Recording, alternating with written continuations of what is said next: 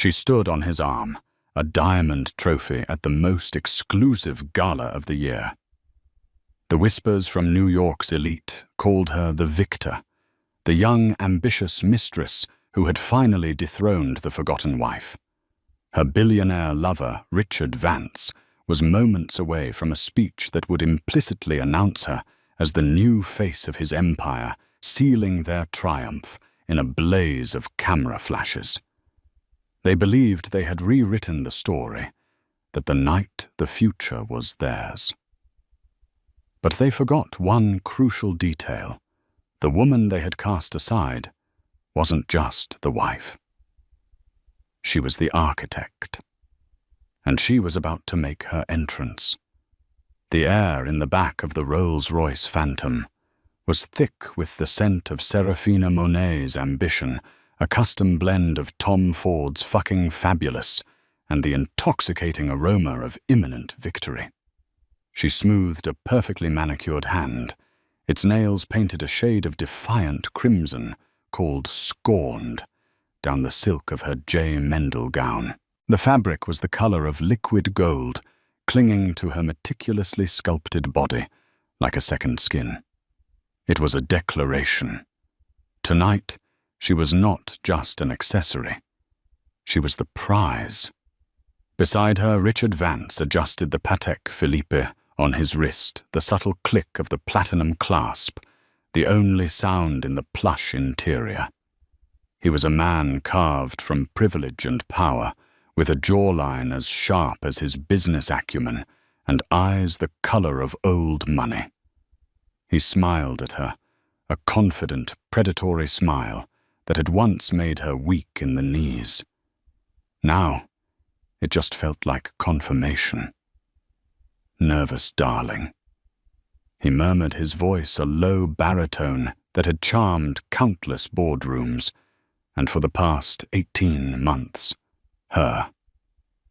Serafina laughed, a sound she had practiced to be light and effervescent.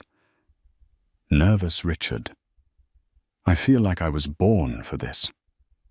And in a way she was. Serafina hadn't been born into the world of Park Avenue penthouses and summering in the Hamptons. She had clawed her way into it. She'd started as a junior marketing associate at Vance Innovations, a wide-eyed girl from a middle-class suburb with a hunger that the other silver-spooned interns couldn't comprehend. She saw Richard not just as the CEO, but as a gatekeeper to a different universe. She had studied him, learned his tastes, his weaknesses, his desires. His greatest weakness, she'd discovered, was his vanity. His greatest desire was to feel young and adored. His wife Eleanor had long since ceased to provide that. Serafina had only seen photos of her, a woman with classic, severe beauty, perpetually dressed in tasteful but uninspired Chanel suits. The society pages called her the reclusive Mrs. Vance, a ghost who haunted the background of her husband's empire. Richard spoke of her with a mixture of pity and annoyance, a business arrangement that had grown stale. She's comfortable, he'd say the word, dripping with disdain. She doesn't understand the drive, the fire. Serafina was all fire. The car glided to a stop before the grand entrance of the Metropolitan Museum of Art. The Vance Foundation annual charity gala was the crown jewel of the New York social calendar, a night where titans of industry paid exorbitant sums to dine amongst ancient artifacts, all under the guise of philanthropy. Tonight it was to be her coronation. For weeks, the gossip columns fueled by anonymous tips from Serafina's own burner phone had been buzzing. Richard Vance was set to formally separate from his wife, and his stunning new partner was about to be officially revealed. The flashbulbs were blinding as the door was opened by a uniformed attendant. Richard stepped out first, a king surveying his domain. Then he turned and offered his hand to Serafina. She took it, stepping onto the red carpet as a cacophony of shutters erupted. She smiled, a perfect dazzling display of white teeth, her head held high. She could feel the stares, hear the frantic whispers of the reporters.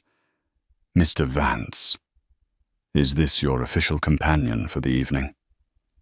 "Serafina over here." "Who are you wearing?" She let Richard handle the press, her hand possessively tucked into the crook of his arm. Inside the great hall was a sea of glittering jewels and tailored tuxedos. A string quartet played Vivaldi from a balcony, the notes weaving through the polite chatter. Serafina's eyes scanned the room, drinking in the power, the sheer unapologetic wealth. She saw Donovan Sterling, Richard's chief rival from Sterling Enterprises, watching them with a cynical smirk. She saw socialites whose Instagram feeds she had studied like textbooks, their faces a mixture of envy and disapproval. She reveled in it all. Richard leaned in close, his breath warm against her ear. "See, this is where you belong. Not tucked away in some dusty mansion on the Upper East Side." It was a direct jab at Eleanor, and it thrilled Serafina. She squeezed his arm. "It's everything I ever dreamed of." They moved through the crowd, a vortex of power and scandal. Richard was in his element, greeting senators and hedge fund managers with practiced ease, his hand always resting proprietorially on the small of Serafina's back. He introduced her not as his girlfriend, but with a deliberate ambiguity that fueled the speculation. "This is Serafina Monet, my visionary new partner." She played her part flawlessly, discussing market trends with a tech billionaire one moment and complimenting a society doyenne on her Harry Winston necklace the next. She felt their judgment, the cold appraisal in their eyes, but she mistook it for jealousy. They were looking at the future, and she was it. Eleanor Vance was the past, a black-and-white photograph in a digital world. Later, as they stood by the Temple of Dendur, spectacularly lit within its glass-walled enclosure, Richard clinked his champagne flute against hers. To new beginnings he toasted his eyes, locking with hers. To the future, she replied, her voice husky with emotion. The future of Vance Innovations. The future of her name, Monet, linked with his. The future she had fought for, schemed for, and now finally won. She looked around the magnificent room at the powerful people who now had to acknowledge her at the man beside her who had given it all to her. The wife Eleanor was a non-entity, a footnote in a story that was now unequivocally hers. She had won. There was simply no other possible outcome. Richard Vance felt a surge of pure, unadulterated power. It was a feeling more intoxicating than the vintage Dom Perignon, flowing freely around him, more satisfying than closing a multi-billion-dollar deal. Standing with Serafina on his arm, he was not just Richard Vance, CEO. He was a force of nature, a man reborn.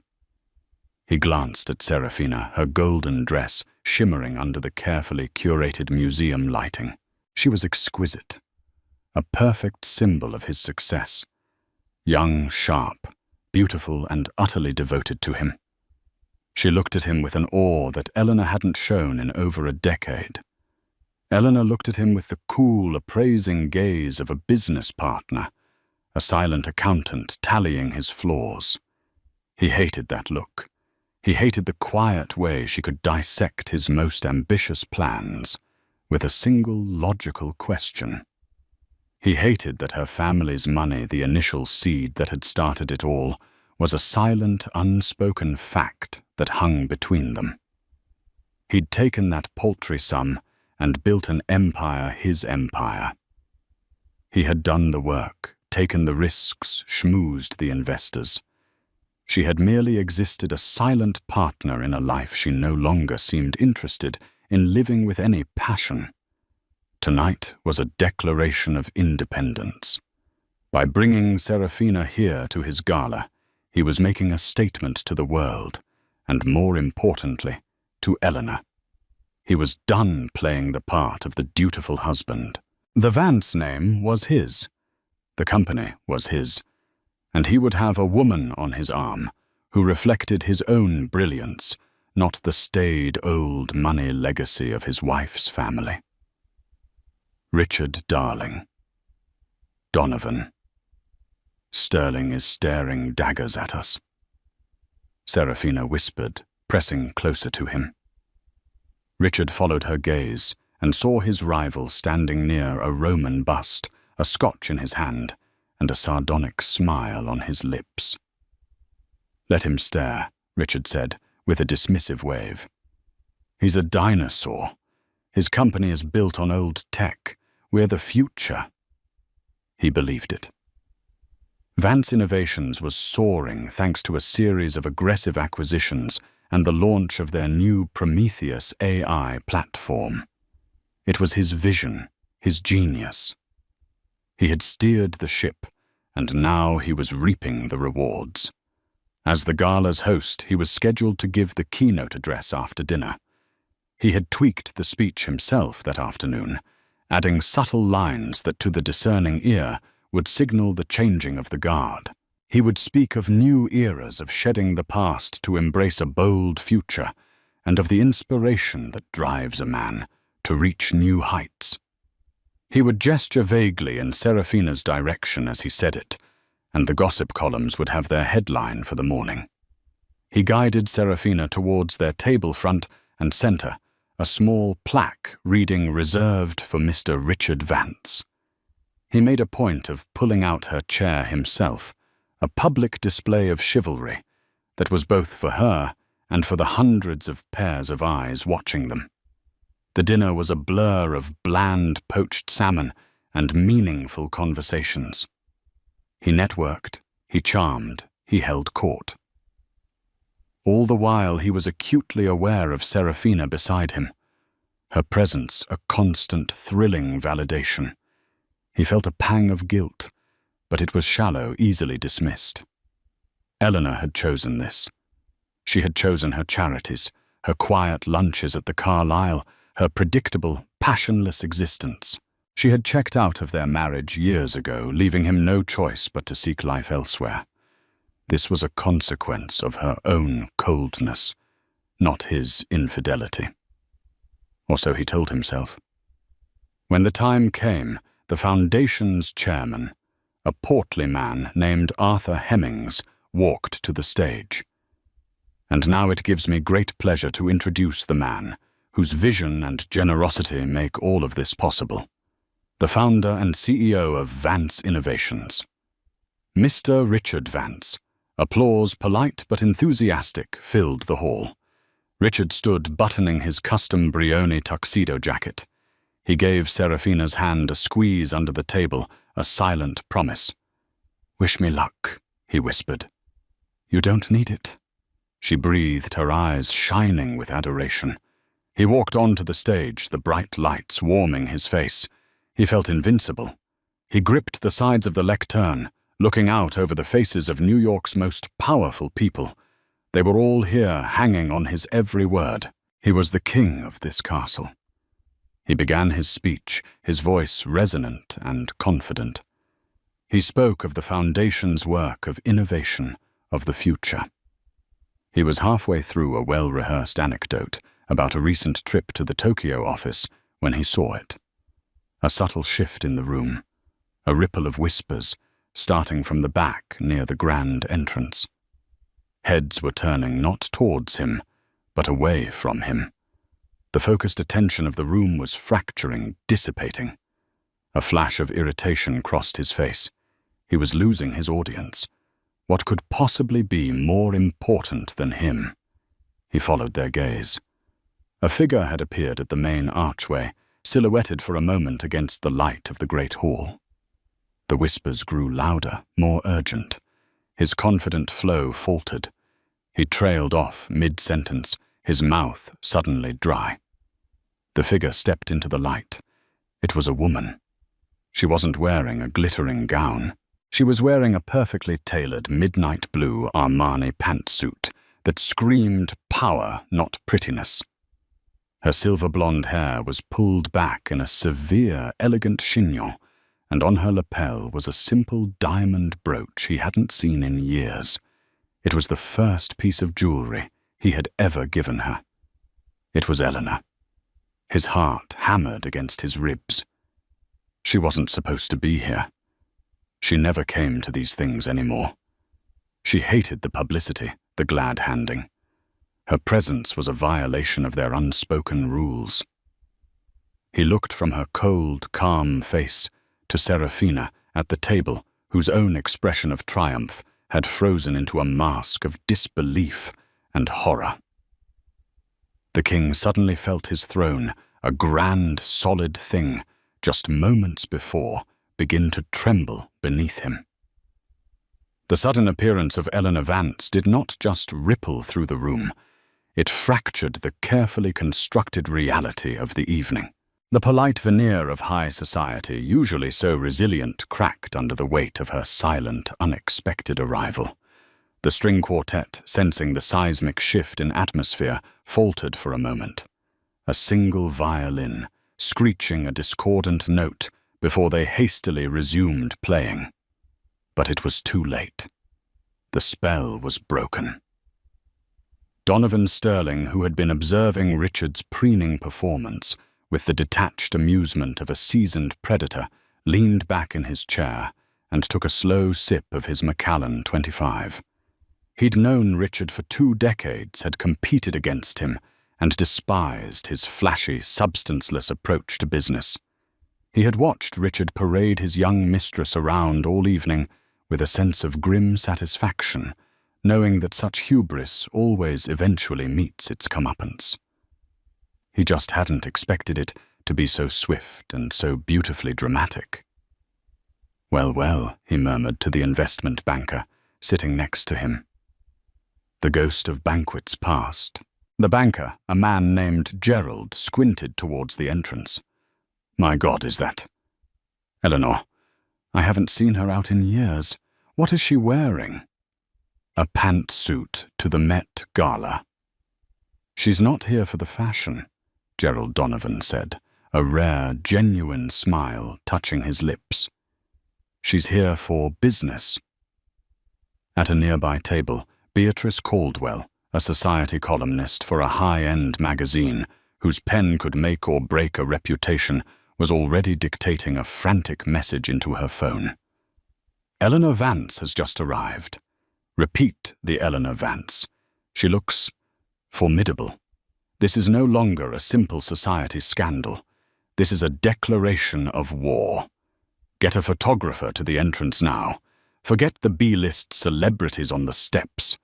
The whispers were now a low, persistent hum, the sound of 100 private conversations happening at once. "Look at Serafina's face. She looks like she's seen a ghost. Poor girl. She actually thought she had him. Don't feel too sorry for her. She knew what she was getting into. But to do this here in front of everyone, it's magnificent and utterly brutal. Richard looks like he's about to have an aneurysm on stage." They were right. On the brightly lit stage, Richard Vance was frozen. His speech, his confident posture, his carefully crafted persona all had evaporated. He looked like a man who had been caught not just with his hand in the cookie jar, but attempting to steal the entire jar factory. His eyes darted between Eleanor, a vision of icy composure, walking slowly, deliberately into the room, and Serafina, whose face had gone pale beneath her expensive makeup.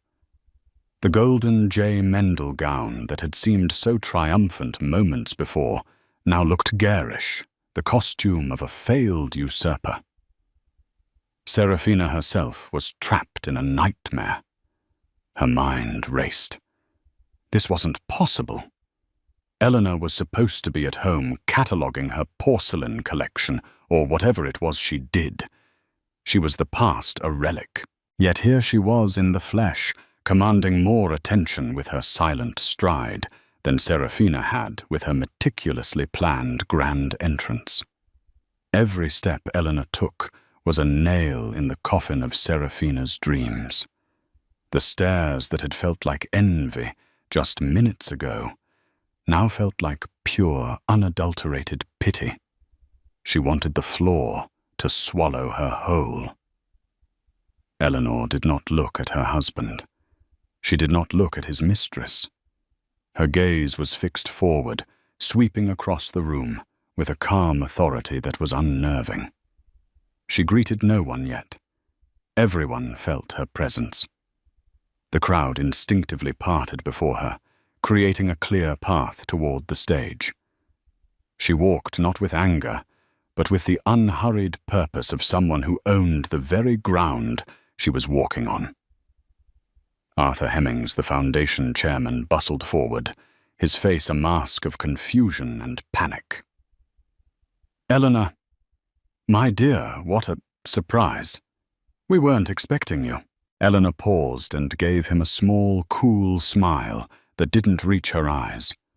"I'm a patron of the arts, Arthur, and I'm still a board member of this foundation. I believe my invitation was simply misplaced. No matter. I'm here now." Her voice was calm, cultured, and carried clearly in the suddenly hushed room. It held no hint of hysteria or tremor of a woman scorned. It was the voice of a CEO about to address her board, and it sent a collective chill through the audience. Richard, still paralyzed on stage, watched her approach. He felt a primal fear he hadn't experienced since he was a young man desperate for his first round of funding. He saw her pass Donovan Sterling's table and saw his rival raise his glass to her in a silent, respectful toast. The gesture was not lost on him. Alliances were shifting, opinions were cementing, and he was on the wrong side of it. He tried to regain control to somehow salvage the situation. He cleared his throat, tapping the microphone. "Well, an unexpected guest, as I was saying." But no one was listening to him anymore. All eyes were on Eleanor as she reached the small set of stairs leading to the stage. She paused at the bottom, finally lifting her eyes to meet his. Her expression was completely unreadable, a placid ocean concealing untold depths. And then, with a grace that was both terrifying and beautiful, she began to ascend. Time seemed to slow as Eleanor Vance placed a hand on the polished brass railing and began to climb the 4 short steps to the stage. Each step was a quiet thunderclap in the cavernous room. The clink of her simple Manolo Blahnik heels on the wood was the only sound the string quartet, having finally given up all pretense of playing their bows, hovering motionlessly over their instruments. The clatter of silverware ceased. The whispers died. A profound anticipatory silence descended thick and heavy as velvet. Eleanor moved with an economy of motion that belied the turmoil raging beneath the surface. For 2 days, she had existed on little more than black coffee and a cold, burning rage. Her lawyer, Alistair Finnage, a man who had served her family for 40 years, had advised a quieter, more private approach. "We file the papers, Eleanor. We let the lawyers handle it. A public scene will only tarnish the Vance name," he'd cautioned in his dusty wood-panelled office. "Richard has already tarnished the Vance name," she had, replied, her voice dangerously low. "My name. He has done it publicly with relish. The response must also be public." Alistair, seeing the flint in her eyes, the same flint he'd seen in her father's when he'd built his initial fortune, had simply nodded and said, "Very well. What do you need from me?" Now, as she reached the stage, she felt not fear but a strange, liberating clarity.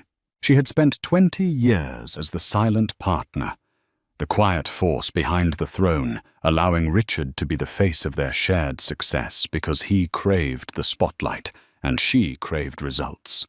She had managed the family trusts, overseen the philanthropic endeavors, and provided the stable foundational wealth that allowed Richard the freedom to take his celebrated risks. She had tolerated his ego, his occasional indiscretions, mistaking them for the trivial eccentricities of a powerful man. But this public coronation of a cheap, ambitious subordinate was not an indiscretion. It was an erasure.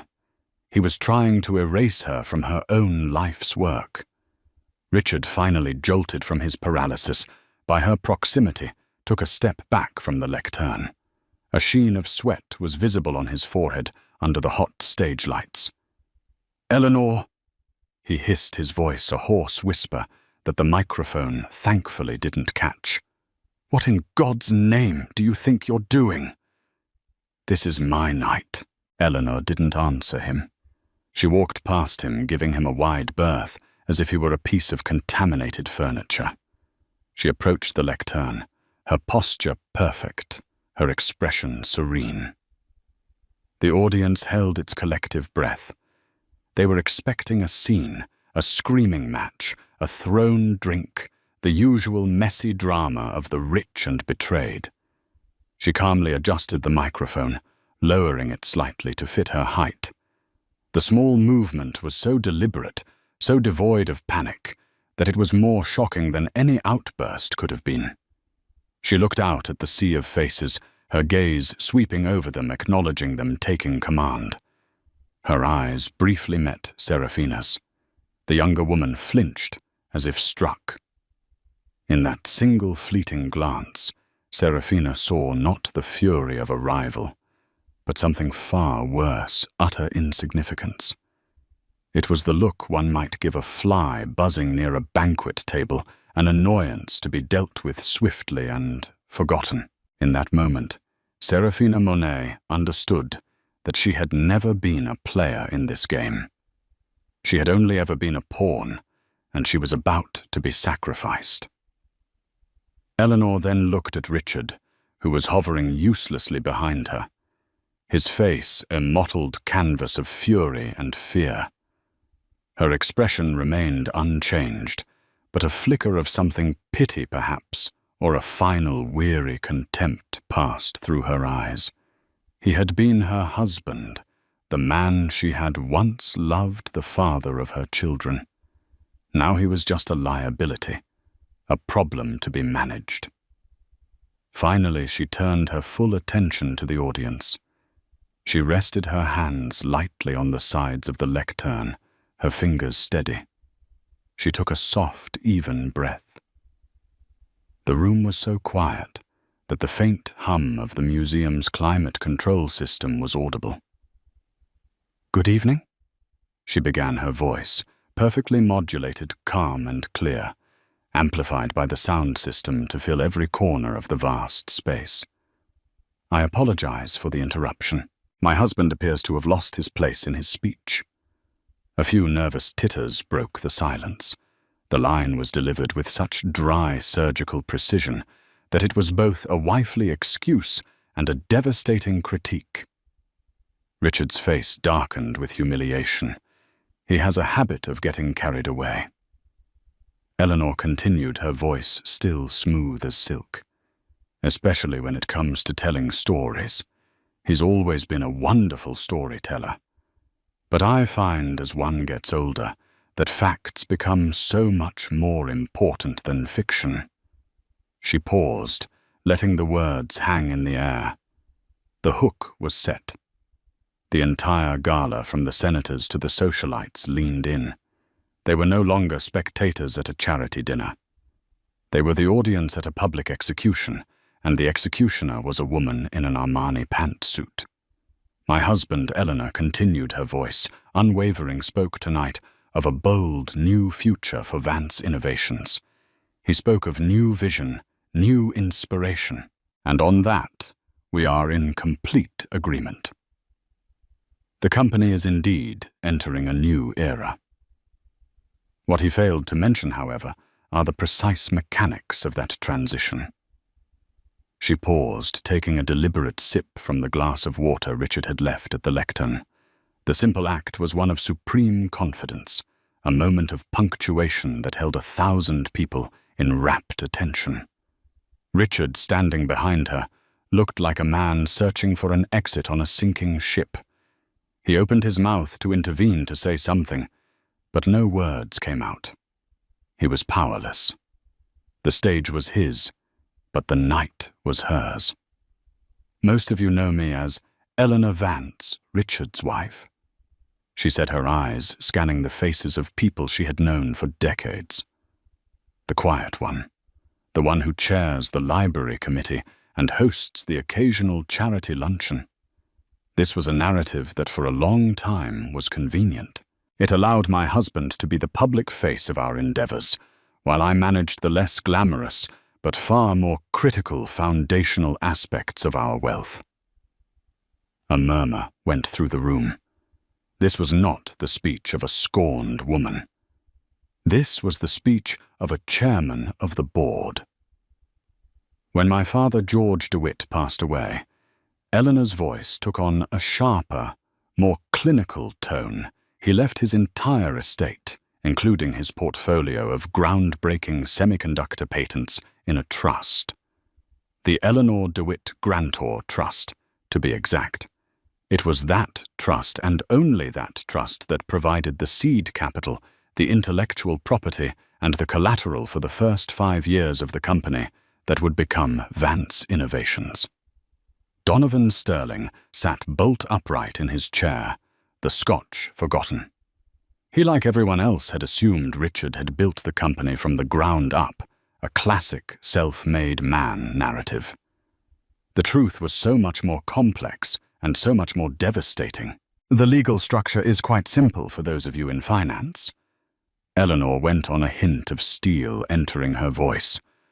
The trust is the majority shareholder of Vance Innovations, holding 62% of all voting stock. I am the sole trustee and sole beneficiary of that trust. My husband was granted the position of CEO and chairman as part of a management agreement, an agreement contingent upon his acting in the best financial interests of the trust, of my interests. The silence in the room was now absolute, a heavy, suffocating blanket. Every person present was furiously recalculating their understanding of Richard Vance. The king was a regent. The emperor had no clothes. For the last 18 months, Eleanor said, her gaze finally briefly flicking towards Seraphina, who looked as if she might physically faint. Mr. Vance has engaged in behavior that can only be described as reckless. He has used corporate funds for personal extravagance that goes far beyond the bounds of his compensation package. He has leveraged company assets to secure personal loans for non-business-related ventures. She let the euphemism hang in the air, a poisoned dart, and his recent attempts to install a demonstrably unqualified individual. Her eyes were now locked on Seraphina, cold and unforgiving, into a senior strategic role without board approval constitutes a flagrant breach of his fiduciary duty. Seraphina felt 1,000 pairs of eyes on her, stripping her bare. It was true. Richard had promised her a newly created Chief Strategy Officer position, a title that would have cemented her position and given her a 7-figure salary. It had felt like the ultimate prize. Now it was just another exhibit in her public humiliation. Therefore, Eleanor announced, her voice ringing with finality. As of 9 o'clock this evening, an emergency injunction was filed with the New York State Supreme Court and delivered to the board. Pursuant to Section 7B of the Management Agreement, the morality clause, for those who appreciate a touch of irony, I have exercised my right as sole trustee to terminate Richard Vance's management contract for cause effective immediately. A collective gasp swept the room. It was an audible shockwave. He is hereby removed as CEO and Chairman of the Board of Vance Innovations," Eleanor declared. Richard staggered back a step, his face ashen. He looked not at Eleanor, but at the stunned faces of his peers, his friends, his rivals. He saw no sympathy. He saw only the cold, hard calculus of a power shift. He was no longer one of them. Furthermore, Eleanor wasn't finished. She was twisting the knife. The board was convened via emergency conference call 2 hours ago. They have unanimously voted to install an interim CEO to oversee operations while a permanent replacement is found. As the majority shareholder, I will be assuming the role of executive chairwoman to guide the company through this transition. She looked directly at Richard, and for the first time, a sliver of emotion showed on her face, a profound glacial disappointment. "Richard, your personal effects will be packed and sent to your club. The locks on the townhouse have been changed. The corporate accounts have been frozen. A severance package, one far more generous than you deserve, has been drafted by my lawyer. I suggest you sign it." She then looked back at the audience. "I apologize for bringing business to a charity event. But when an infection is found, it must be cut out swiftly and cleanly before it poisons the entire organism. Vance Innovations is a strong company. It was built on a solid foundation, and it will have a bold, new, and transparent future. Thank you." With that, she stepped back from the lectern. She had not raised her voice. She had not cried. She had simply and methodically, with the precision of a surgeon, dismantled a man's life and empire in under 5 minutes. For a long moment, nobody moved. The only sound was the frantic, almost silent clicking of Beatrice Caldwell's thumbs on her phone's screen. Her face illuminated by its glow as she typed the story that would shatter the internet by midnight. The guests were frozen, trapped between the thrill of witnessing such a monumental implosion and the social awkwardness of its immediate aftermath. Then the dam broke.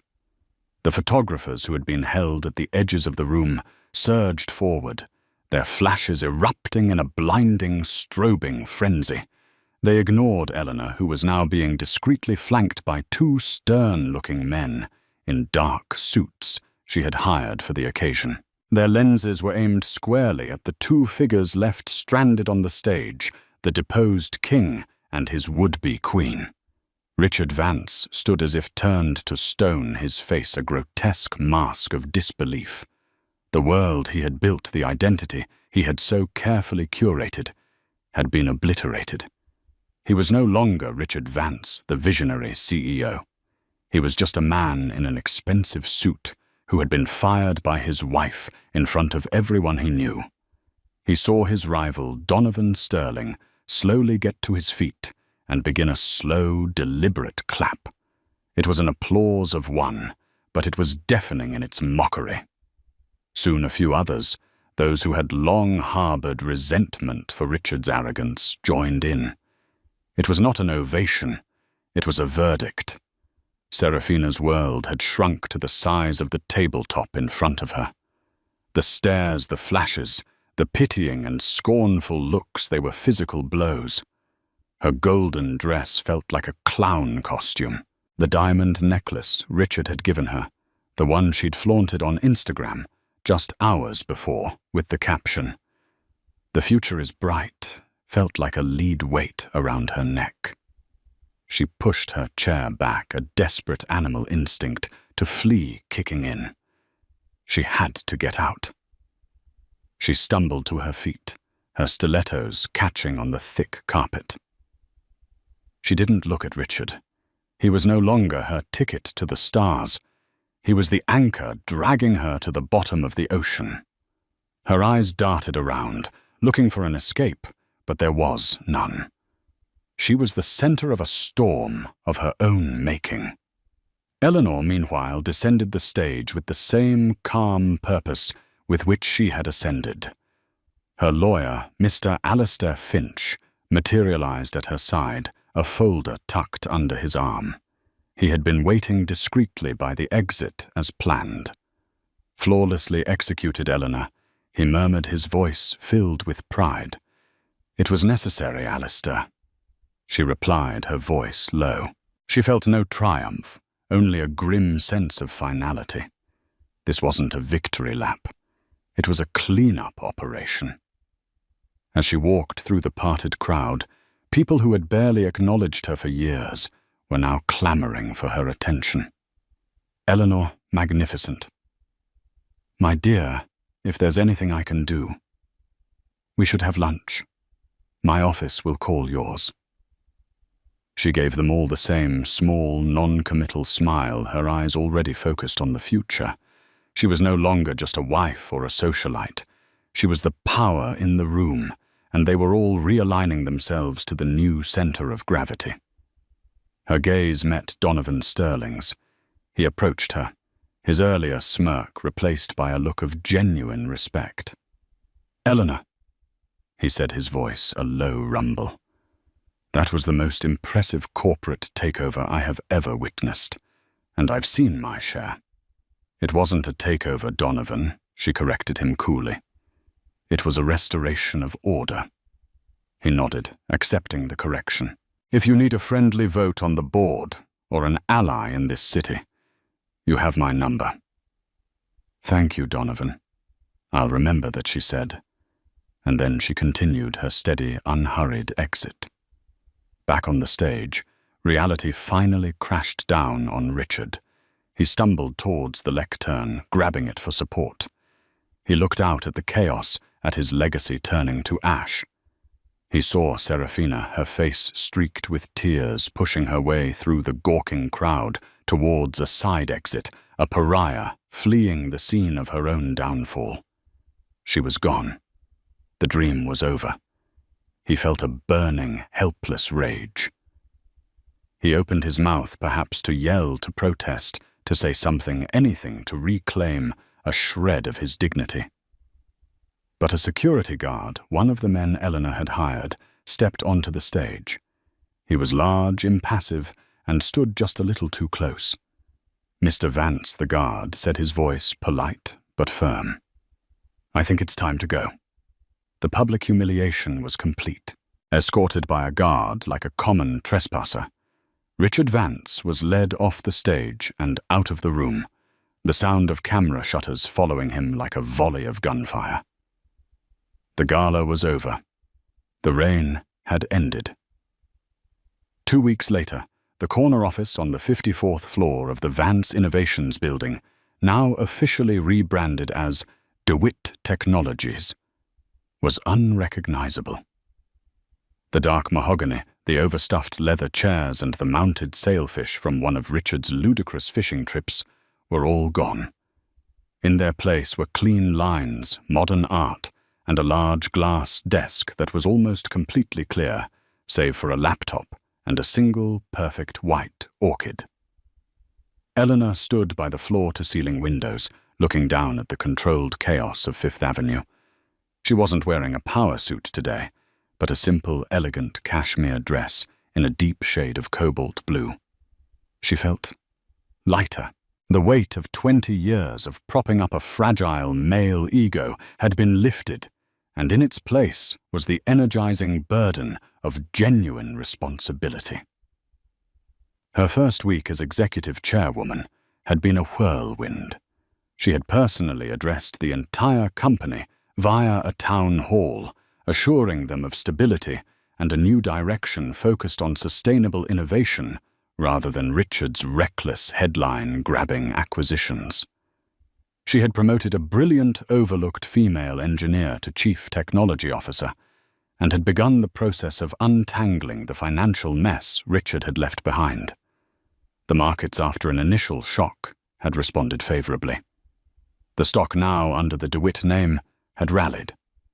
The story of the quiet wife who was secretly the genius founder was a narrative investors could get behind. Her phone buzzed. It was a text from her daughter, a graduate student at Stanford. Saw the Forbes article. The matriarch of Manhattan. You're officially a legend, Mum. So proud of you. Eleanor smiled, a genuine, unburdened smile. That more than anything was what this was for. To reclaim not just her company, but her own story for herself and for her children. The fates of the other two players in the drama had unspooled just as publicly. Richard, after a week of hiding at his golf club, had attempted a public relations offensive, giving a disastrous interview where he portrayed himself as the victim of a vindictive, power-hungry wife. It backfired spectacularly. He became a laughingstock, a meme, a cautionary tale whispered in boardrooms across the country. Stripped of his corporate power and social standing, he was a hollow man rattling around in a world that no longer had a place for him. His lawyers were now fighting for the scraps of the generous severance package Eleanor had offered. Serafina's fall had been even more precipitous. Her influencer career, built on an image of aspirational luxury and access, evaporated overnight. Brands dropped her. Her followers, who had once envied her, now mocked her relentlessly in the comments section. The usurper, they called her, the face of failure. She had deactivated her accounts, sold the jewelry Richard had given her to pay her rent, and disappeared from the public eye.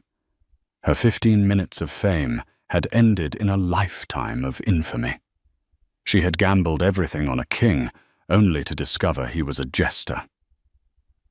Eleanor felt a fleeting pang of something akin to pity for them both. They were casualties of their own greed and arrogance.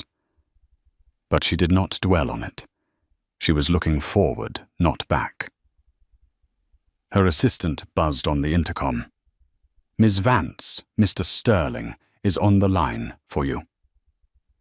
Eleanor walked over to her desk and picked up the phone. Donovan. "To what do I owe the pleasure, Eleanor?" His voice boomed through the receiver. "I just saw your latest quarterly projection. It's aggressive. I love it. I think it's time we talked about that merger my people proposed a few years back." The one Richard laughed out of the room. Eleanor gazed out the window again at the spires of the city stretching out before her. A new landscape of possibilities. "I'm listening," she said, a hint of a smile in her voice. "But let's be clear, Donovan. It wouldn't be a merger. It would be an acquisition." She was no longer the silent partner, the reclusive wife, the ghost in the machine. She was Eleanor DeWitt Vance, the woman who had built an empire, lost it, and in one spectacular night took it all back. And she was just getting started. 3 months after the gala, a season had turned. The crisp autumn air that had greeted Eleanor's revolution had given way to the biting chill of a New York winter. Snow dusted the gargoyles of the DeWitt Technologies building, but inside Eleanor's office, the atmosphere was one of focused, productive warmth. Her leadership had not just stabilized the company, it had invigorated it. Morale was at an all-time high, and a new project born from the very patents her father had created was already showing promise that dwarfed anything Richard had achieved in his final years. But victory, she was learning, had its own complex emotional architecture. It was not a single triumphant peak, but a new landscape to be navigated, complete with its own ghosts. Today she was confronting them directly. She stood not in her sleek, modern office, but in the echoing marble foyer of the Upper East Side townhouse she had once called home. The air was cold, the heating turned down to a skeletal minimum. Most of the furniture was gone, either sold or sent to her new, more contemporary apartment overlooking Central Park. All that remained were a few pieces shrouded in white dust covers, looking like silent, sorrowful spectres.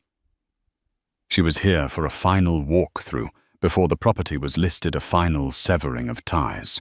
She walked into the grand library, a room where she had spent countless lonely evenings while Richard was working late. The shelves once lined with his collection of unread leather-bound classics were now bare. She ran a hand along the dusty wood of his former desk. The very desk where he had likely taken Seraphina's calls, where he had planned his new life while living in the shell of their old one. She felt no anger, only a profound sense of distance, as if observing the artifacts of a stranger's life. He had been a man who loved the props of power more than the substance of it. This empty room was a perfect monument to him. Her phone vibrated in her coat pocket. An unknown number. She almost ignored it, but a strange intuition made her answer. "Hello." The voice on the other end was a ghost itself, thinner, raspier, stripped of its confident baritone. "Ellie Richard." She straightened her spine, her hand falling away from the desk. "There is nothing for us to discuss, Richard. Communicate through your lawyer." "Please," he begged, and the sound was so alien, so pathetic, it was jarring. Just 5 minutes. I'm at the club. They're talking about revoking my membership, my own goddamn club.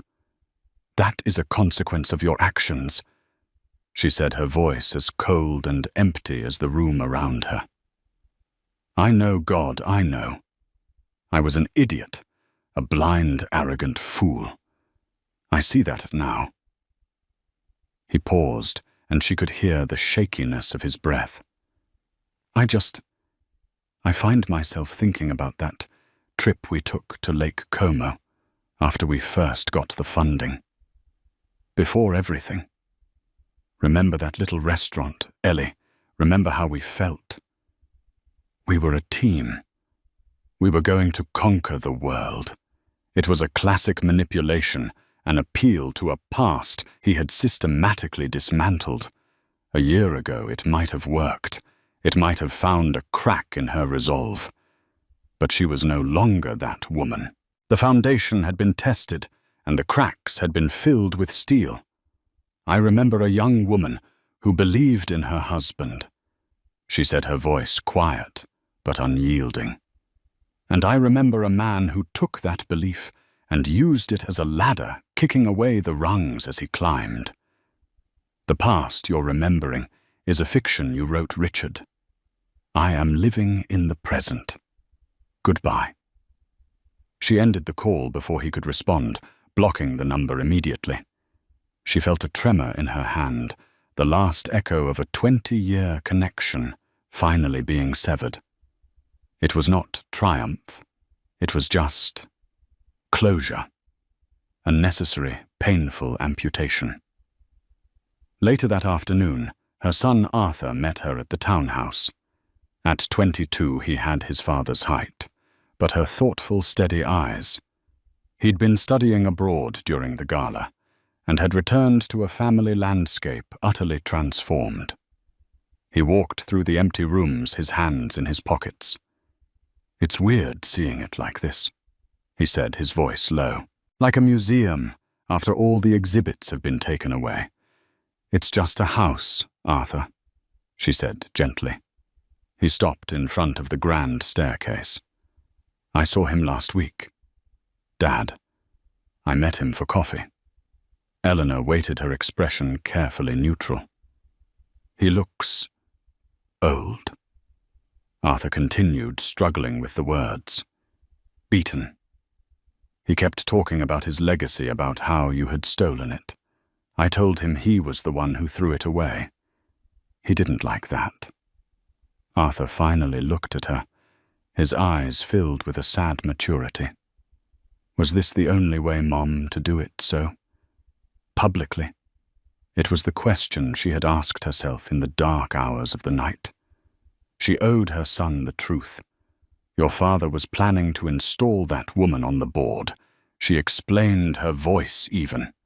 He was going to leverage company assets to give her a title and a payout, that would have been a golden parachute for life, all at the expense of the company you and your sister will one day inherit. He was poisoning the well, Arthur. Not just our marriage, but the very foundation of this family's legacy, your grandfather's legacy. A private divorce would have been a quiet negotiation.